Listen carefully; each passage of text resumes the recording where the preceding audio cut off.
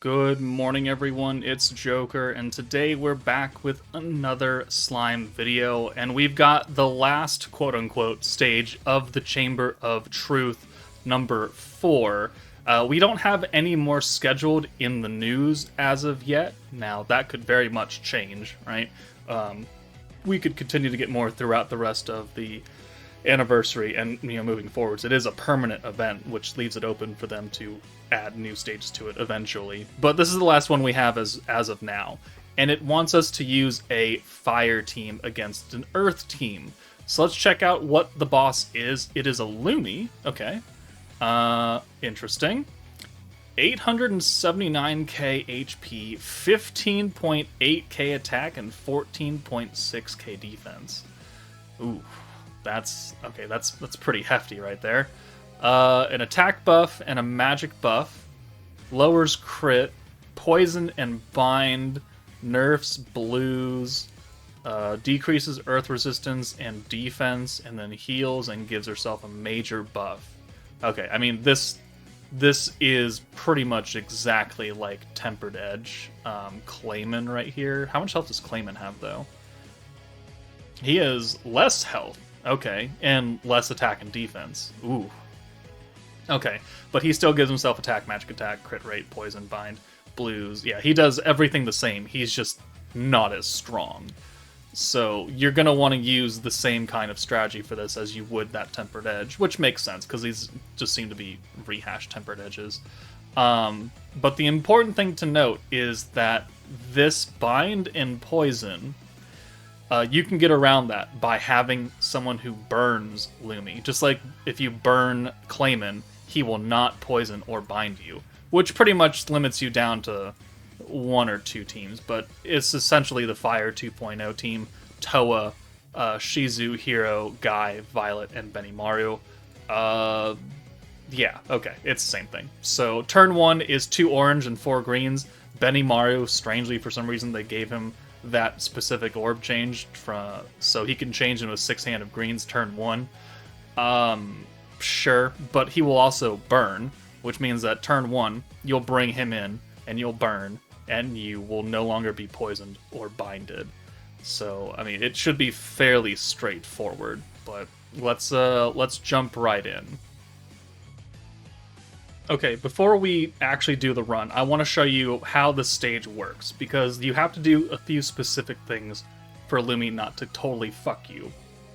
So, the chance to poison and chance to bind, it only hits if you do not apply a stack of burn to her, which Hero does, Benimaru does, Violet does, but you have to burn her to avoid that. And also, alongside, she also nerfs your front line's crit rate by 100% for 7 turns. So you do not want Violet up front. And here's gonna be a double whammy of why you need to burn her and why you don't want Violet up front. So 1, 2, 3, 4. We're just gonna send the 4 greens. So maybe you don't have Benimaru. Kind of unfortunate. So there we go. There is the crit seal, and then why did she not? Why did she not bind us? Is it turn 2? Alright, there we go. It's turn 2. Okay, so there we go. So turn 1, Violet is now crit sealed for a long time, and on turn 2, she now binds and poisons you, so you can't swap units out. Like, it's just not an option, which means that they're gonna die, right? Hero is already underneath half HP, so it's a death sentence. So to avoid that, you have to burn her on turn 1, because the burn from Benimaru and Violet lasts for 3 turns, so that's important. You could use Hero and burn her for 1 turn on turn 2 if that's your only option, but you have to avoid this stuff right here. And then to also avoid it, you just leave Violet in the back on turn 1. So that's what you don't want to have happen. Now let's do the actual run. Alright, so turn 1. To avoid all that stuff like we just talked about, I'm going to take Hero out for Benimaru. We're going to use his turn 1 orb change, which also burns for 3 turns, so we can avoid that poison and bind. And we can just send 6 greens, which will get us Toa and a decent amount of points the next turn. Alright, cheeky counters, not really something you want to take because this Lumi has really high attack. and you're going to be here for a little bit. Okay, so there's the crit seal, but it matters not because none of these units are DPS. We have a 3 and 3 right here, so also not the greatest. Okay,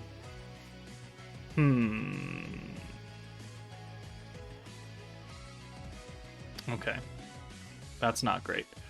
I want Guy to stay here because I want his protection gauge on turn 3.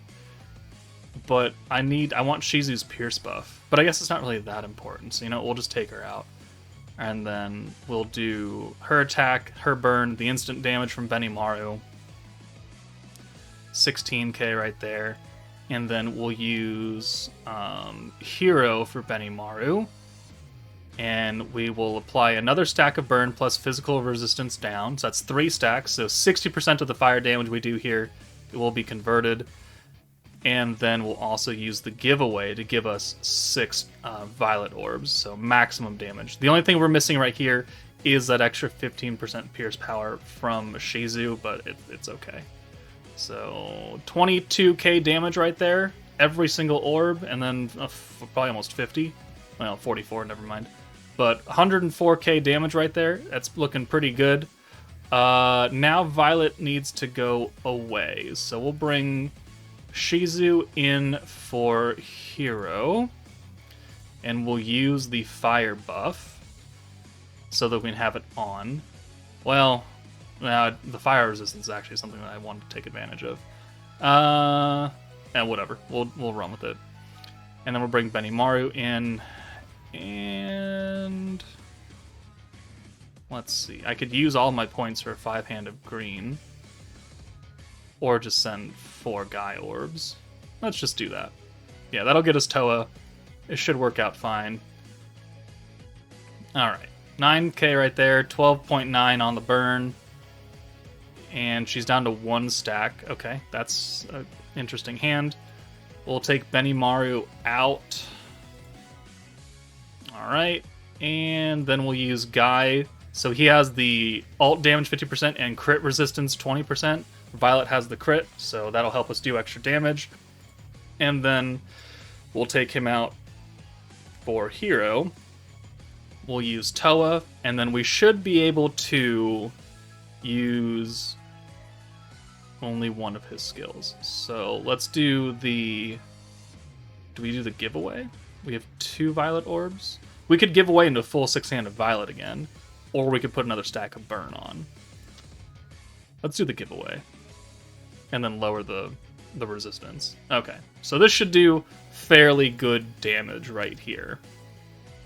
So Violet does 189k, and then 27 on her orbs because of that extra pierce buff now, plus the crit resistance down, 55. The burn does 68 because it's only one stack, which isn't great. She's got an ult coming. Okay, so let's get Shizu out of here. And then let's do some instant damage. Plus the attack...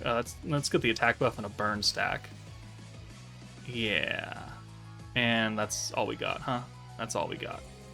Alright. How's this going to work? 71k, I think we win. Yeah, I think the burn will kill. There we go. Or that'll just kill. Okay, so there we go. Turn 5. I mean, a little bit of RNG is involved here, but it's still an older stage. She doesn't have, 1.5 million HP or something. But the burn definitely can be maximized if you can play your cards right. But let's see if there's another team that can do this. I don't really know if there is, but we'll find out. Alright, what do you know? We're gonna come back in here with the Vengeance team. Who'da thunk? But this stage, I tried using the Dark team, the Anniversary Dark team, and it simply just does not do enough damage. I think, with having to bring Hero for the burn, it takes up one valuable slot for damage. I think if we had that ability, it would have been a little bit easier, but we just didn't have, even with like the Milim alt buff, the Shinsha buff, and the Veldora magic buff, I think Milim did like 100k, and Shinsha did like 80 something. So it's not enough damage to sustain. and take out this boss. So we're going to come back with Vengeance because we know that can kill. Benimaru is going to give us the skill point gain on greens, reset our costs. The counterattacks will do minimal damage, but hey, everything adds up eventually. We've got the Goddess of Green Orbs, Trya, Yom for the Vengeance, Isis for the green buff and the blue orb changing. Valentine is here to heal and more orb changing, and then Benimaru we're bringing from the Fire 2.0 team because he is an orange orb changer and he also burns. So he covers two different things that we kind of need here. Now, if you don't have Fire Benimaru, you could bring in the free hero, and then you could swap Valentine out or Trya, one of the two, maybe Trya, for another orange orb changer that you have. You know, you could do Water Soe, you could do the free-to-play Aaron or Sufia. You would need an orange converter, though, to cover everything else, since Hero doesn't change any orbs, but he does have the burn, which pretty much is a requirement for this stage. So, but we're going to come in and use this team. It should be fine, honestly, because, again, Vengeance will kill anything if you live long enough, and we have the healing. I have the heal charm on Benimaru to keep us healed up instead of the protection gauge on blues, or on greens. We're going to speed the video up a bit, so it's not quite a 10-minute clip. But we've got to use Benimaru turn 1. Got to apply the burn. It's a 3-turn burn, though, so that's nice. And then we'll keep him in here and send him last all the time just to get that extra little bit of damage. Alright, counters are unfortunate, but yeah, it is what it is. So there's a burn. Alright, there's the crit seal. That doesn't matter for us because we're not a crit team. But we can use the Lumi heal and the orb change here and be pretty good. And then use Yom to come in for Isis. Now, we could use the green buff, or we could get the Vengeance going. Either way works. But we're going to use the Vengeance, and then we're going to reset. We haven't used any of Isis' skills, so the reset will hit everyone that we needed it to, being Benimaru, Lumi, and Yom. And there's the heal kicking in on Lumi. Not that she really needed it, but she was the lowest, technically. But now it's just an exercise in making sure you have enough skill points to do anything you want, while also applying more and more Vengeance. So there's the 3 counterattacks, because she AoE'd. And now we will just use all of our orb changing here. So 2 blue, 2 oranges, and then a Vengeance. And, I mean, that's all we need. And we'll heal again, because we're going to make all the points back off the full hand of greens. We've got an ult, and we're topped up. We don't need to use Benimaru yet, but we do, just in case. We have used skills from everybody, so it does make sense to keep it. But if you're in a pinch and you don't have a healer, maybe you don't use Benimaru immediately. You'll save it for after Valentine's done attacking you, so it can heal the lowest person, and then we'll go from there. Either way works. So 1 counter, 2 counter, 3 counter. Cool. 2 more turns. We only have 2 stacks of Vengeance on from Yom, so we're 6 technically. Here's the 3rd stack, and we've got a decent hand. So here, I think we're going to swap Yom out. Or, okay, we're going to swap Lumi out. Interesting. So we'll convert hers, and then we'll use the special convert. Okay. And then we'll kind of bring Isis in, and we'll use the green buff here, because we'll have enough points now. Yeah, there we go. Alright, so we're going to send this. The Benimaru ult will do, like, okay damage. 16.5. Type advantage. What do you call that? Not type advantage. Attribute advantage, because he's physical and she's weak against physical, I guess is how we'll put that. I don't know. But here we go. We got a good Isis orb change. We want to use the Isis one because it gives the all gauge increase, not just the alt gauge that Yom does. We'll use Benimaru now to reset the Isis skills and the Vengeance and heal Yom a bit there. And now we could either take Benimaru out or we could take Isis out. Either way works because we have enough points to orb change out of whatever we need to. But it looks like we're going to take Yom out of here. And then heal up everybody else with Lumi. Yeah. Okay, so I mean, we're remaining topped up throughout this entire fight.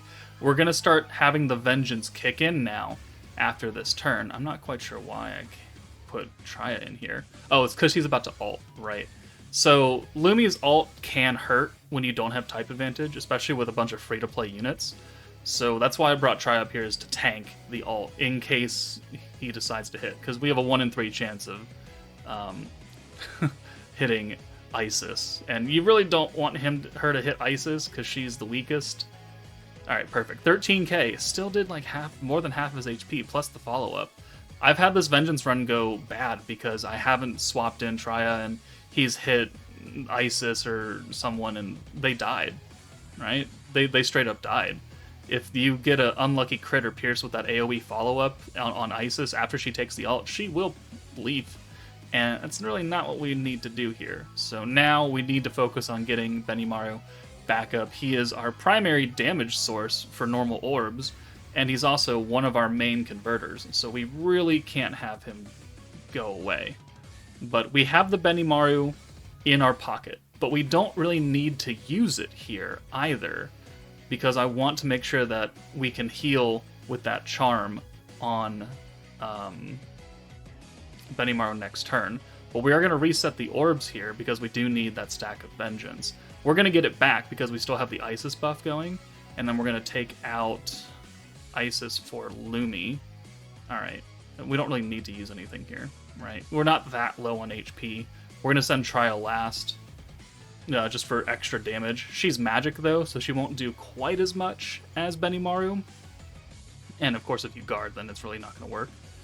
Counter, counter, counter. And 142k from Vengeance on 15 stacks. That's fairly good. We only need her to go like 2 more turns maybe, and then we'll pretty much have cleared this.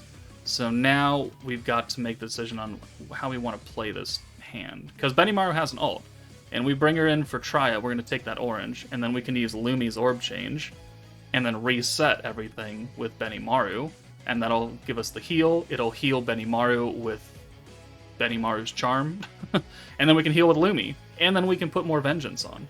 So this worked out fairly well. Vengeance, heal, more instant damage just for funsy onesies, because we've got it and it's cheap. 15k is almost as much as a Benimaru ult. So 1, 2, 3, 4, 5, 6, 4,000, 9,000, almost 10k, and then 16,600. And we're looking pretty good. And we've got, more stacks of Vengeance, which means it's going to be more than 148k next turn.